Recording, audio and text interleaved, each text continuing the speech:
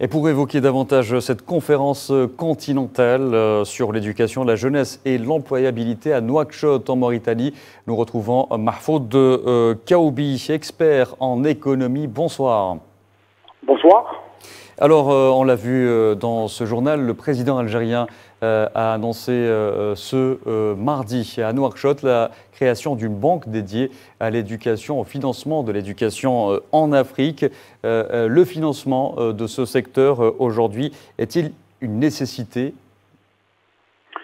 Une nécessité, il est indispensable que le financement soit un facteur réuni pour que l'effort d'éducation, l'effort de formation soit une réalité sur le terrain. Donc le financement est le nerf de la guerre.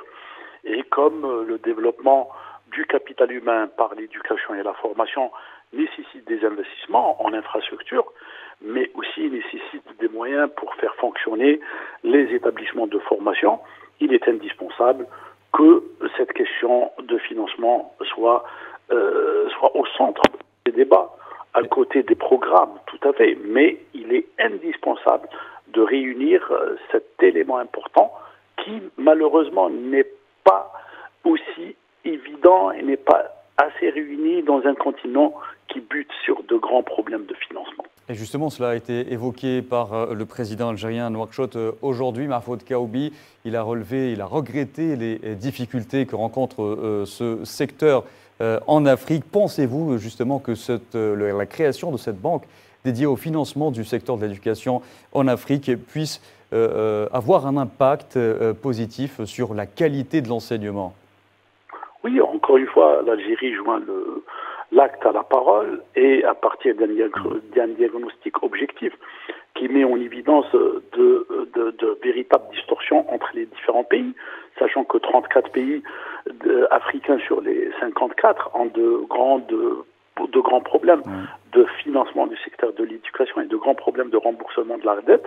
Donc il est indéniable qu'une telle proposition pragmatique, réelle, soit considérée comme un instrument qui contribue.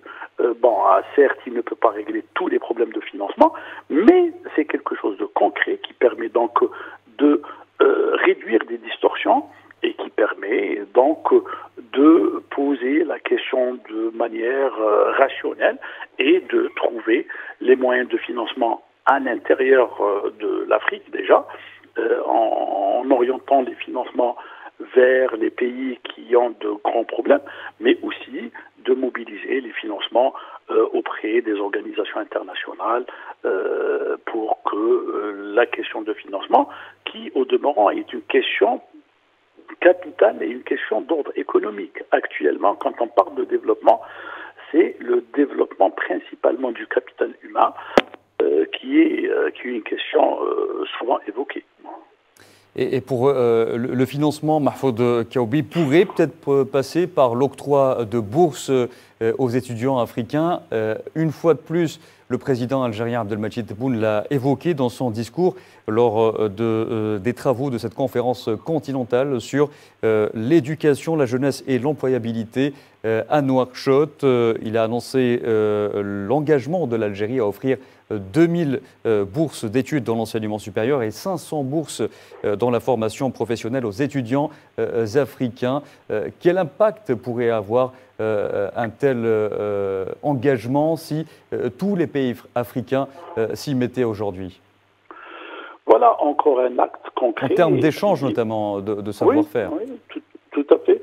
Encore un acte concret de la part de l'Algérie qui, pour le rappeler, s'est toujours inscrit dans cette voie en accueillant des étudiants africains dans les différents cycles de formation, notamment en formation professionnelle, mais aussi dans les différentes disciplines et spécialités de l'enseignement supérieur. Donc l'Algérie, qui est considérée comme le premier pays en Afrique en matière d'indice de développement humain, notamment dans le domaine de la formation, de l'éducation, de l'enseignement supérieur, montre la voie aux autres pays qui ont quand même pu réaliser des progrès notoires, comme on peut citer l'Afrique du Sud, l'Égypte, la Tunisie et d'autres pays, donc, et qui consacrent cette volonté de coopérer, cette volonté de transmettre, cette volonté de partager et cette volonté de constituer une locomotive qui tire l'Afrique vers le haut et qui donc permet d'accélérer les processus d'intégration. Et outre Mahfoud Kaoubi, la Banque africaine dédiée justement à l'éducation, d'où les pays africains en difficulté économique pourraient-ils puiser aujourd'hui des fonds pour justement ajouter de la valeur à la qualité de l'enseignement aujourd'hui? Oui, voilà, donc il y a des aides qui sont consenties par les différentes organisations internationales, mais aussi, il faut le rappeler qu'il faut repenser la logique de la promotion de l'éducation du moment que de la considérer comme une opération purement économique, donc un investissement qui passe donc par la mise en place de projets sagement mûris et qui devrait être considéré comme un projet à rentabilité, à retour sur investissement. D'ailleurs, le président a aussi insisté sur la disponibilité de l'agence algérienne de coopération de mettre à la disposition ou de financer des projets dans le domaine de l'éducation. Donc là, c'est surtout la rationalisation, repenser, sortir du cadre et considérer l'éducation non pas sous son aspect social, mais sous son aspect fondamentalement économique qui ne pourrait pas être dissocié de la dynamique de développement économique. Donc les financements existent, il faut aller les chercher, mais comme on n'est pas dans des logiques de distribution ou d'affectation sans remboursement, il est indispensable de repenser la rationalisation, la maturation et de lier les programmes de formation par des objectifs de développement économique et social. Une autre question a été soulevée aujourd'hui à Nouakchott, celle de repenser le système éducatif pour le continent africain. Quel modèle ou comment pourrait-on créer un nouveau modèle éducatif en Afrique? Voilà un élément important. Donc repenser le système dans un monde qui évolue énormément et où la dynamique de la recherche, de l'éducation est en perpétuelle mutation et changement. Donc partir d'une identité, d'objectifs qui permettent à l'Africain de s'émanciper, de développer des compétences, de savoir qui lui permet de s'adapter à un environnement et donc de se positionner sur les disciplines qui sont les plus porteuses de développement. Voilà donc cette synergie qu'il faudra créer et cette dynamique qui est indispensable et qui malheureusement n'est pas assez observée en Afrique, chose qui est confirmée par les différents classements en matière d'indice de développement humain, notamment dans le domaine de l'éducation et dans le domaine de la formation et de l'enseignement supérieur. Et Monsieur Kaoubi, l'éducation et la formation sont aujourd'hui une nécessité pour le continent africain de relever les défis. Quels défis peut-on citer parmi ceux que doit relever dans l'immédiat le continent africain? L'un des défis les plus importants, c'est de se positionner dans un monde en pleine recomposition, de valoriser justement ce capital humain qui est disponible par le nombre. Le continent africain contient plus de 1,4 milliard d'habitants, principalement des jeunes, plus de 70%. Donc un facteur de production qui est très rare dans les autres continents et qui fait de l'Afrique une force humaine malheureusement pas assez exploitée. Et donc, la valorisation du capital humain passe par deux voies principales. Un, l'éducation. Deux, la santé. Et donc, c'est ce couple santé-éducation qui permet de faire du capital humain l'élément principal pour le développement. Et l'Afrique est appelée à valoriser son capital humain pour qu'elle puisse capitaliser les autres facteurs, donc les richesses souterraines et sa position géographique très très importante. Donc le capital humain est la clé du développement de l'Afrique et la formation est l'instrument par lequel le capital humain pourrait prendre une dimension tout à fait autre que celle que vit l'Afrique actuellement. Et Mahfoud Kaoubi, selon vous, justement, revoir, repenser ce modèle d'éducation en Afrique passerait-il, selon vous, par sa modernisation à travers la numérisation aujourd'hui?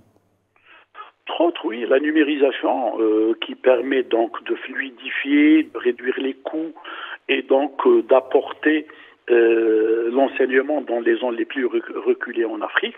Donc il y a les différents couples, la numérisation, la modernisation, mais aussi utiliser les instruments basiques dont dispose l'Afrique et qui lui permettent de créer cette dynamique. Donc les instruments existent, c'est surtout les programmes, les synergies et la nécessité que les élites politiques et sociales prennent en charge sérieusement cet élément pour qu'on puisse passer à une autre logique d'émancipation de l'Afrique, non pas celle de l'indépendance, mais c'est celle de la valorisation de ses richesses, donc le capital humain. Et peut-être passer, Mahfoud Kaoubi, par l'éducation, l'enseignement plutôt, et la formation en ligne. On l'a vu face aux événements et à l'agression sioniste dans la bande de Gaza, certains étudiants palestiniens suivent des cours depuis des contrées lointaines, notamment le Canada, les États-Unis ou en Europe. Pensez-vous qu'aujourd'hui, ce système s'avère nécessaire face à l'accès à l'enseignement en Afrique? Indispensable. Le système est indispensable pour accélérer les processus et rattraper les retards. Actuellement, la numérisation présente des avantages extraordinaires et permet justement de sauter les frontières et de mettre à la disposition des Africains de l'enseignement à distance. Donc c'est une chance, et dans la mesure où aussi les Africains sont partout au monde porteurs de projets dans le domaine de l'éducation, dans le programme dans les différentes disciplines. Et je parlais tout à l'heure de synergie à mettre en place et de logique économique à concevoir pour que tous ces éléments s'articulent autour d'une nouvelle dynamique créatrice de richesses permettant de fluidifier les financements et, in fine, d'améliorer des compétences, des acquis des Africains qui sont nombreux et qui le rendront d'une manière directe en créant du développement économique et en améliorant la situation sociale en Afrique qui a besoin justement de mise en place de programmes numérisés et qui justement permettraient une accélération des processus et une valorisation du capital. Et dans ce cas-là, Mahfoud Kaoubi, il y a quelques jours se tenait à Alger African Startup Conference, où il y a eu de nombreux échanges entre différents acteurs algériens et africains, leurs homologues africains. Donc, pensez-vous que de tels événements pourraient plutôt donner un nouvel élan au secteur de l'éducation en associant notamment les startups? Voilà, plus de 500 startups africaines. Oui, en conclave cette semaine en Algérie. Les experts, les porteurs de projets ont discuté les possibilités d'investir plus, de mettre en valeur justement ce savoir. Et une bonne partie de start-up qui étaient présentes ici en Algérie avaient des programmes destinés au secteur de la santé, de l'éducation, de l'enseignement, etc. Donc, il faut qu'on sorte en Afrique de cette logique purement académique, souvent déconnectée des marchés, à une logique beaucoup plus intégrée par rapport au marché.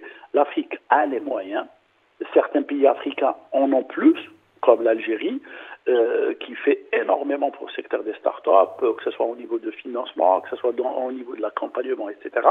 Donc, c'est cette volonté qu'il faudra transmettre à tous les pays et justement cette capacité de coopérer et de mettre à la disposition des autres pays africains le savoir qui a été capitalisé, mais surtout de donner à tous ces processus une logique de marché et une dynamique de développement économique. Donc pour résumer, Mahfoud Kaoubi, moderniser et mieux financer financer le secteur éducatif en Afrique aujourd'hui sont les deux éléments clés pour asseoir une véritable valeur ajoutée à ce secteur. Oui, moderniser, financer et tous les éléments d'une politique, d'une stratégie de développement du capital humain doivent être inscrits dans une stratégie d'ensemble qui n'aura pas des objectifs court-termistes, mais des objectifs à long terme, avec des objectifs intermédiaires à moyen terme, mais de prendre en considération tous les éléments. Certes, la modernisation est un instrument indispensable à intégrer dans la stratégie de développement de l'éducation en Afrique. Le financement est un élément capital, mais aussi partir de la réalité sociale en Afrique, explorer les moyens de base. Parfois, il y a des moyens très basiques qui permettent de transférer l'éducation et de développer le potentiel africain. Donc, il ne faut pas qu'on soit dans une logique chouiste qui privilégie certains éléments de modernisation en déconnexion avec la réalité africaine. Donc, ce package important doit partir de la réalité de l'Afrique, ne pas avoir de complexe par rapport à ces logiques de modernisation. L'Afrique a les moyens humains, a les moyens en matière de technologie, notamment dans certains pays, qui pourraient justement être transférés, mis à la disposition des autres pays.